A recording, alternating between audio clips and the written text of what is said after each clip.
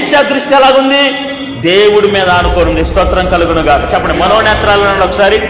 ఆ మనోనేత్రాలు ఎప్పుడైతే ఈ పనోడు కన్నులు తెరవయ్యా, చెవులు గలవాడు అంటే ఏంటి? ఆత్మ సంబంధమైన చెవుల గురించి దేవుడు మాట్లాడుతూ ఉన్నాడు.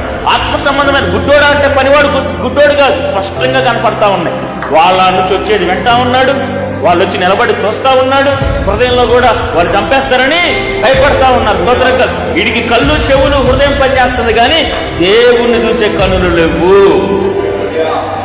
దేవుడి స్వరమును వినే చెవులు, దేవుడి కార్యాలను అర్థం చేసుకునే మనసు లేదు. ఇవాళ రేపు చాలా మందికి ఏమంటారు అని అంటే, ఈ భౌతిక సంబంధమైన ఆలోచనలు పెట్టుకుని ఏమి తిందుమా, ఏమి తాగుదుమా, ఏమి ధరించుకుందుమా, వీళ్ళకి స్పిరిచువల్ హార్ట్ అనేది లేదు. దైవిక సంబంధమైన హృదయం లేదు.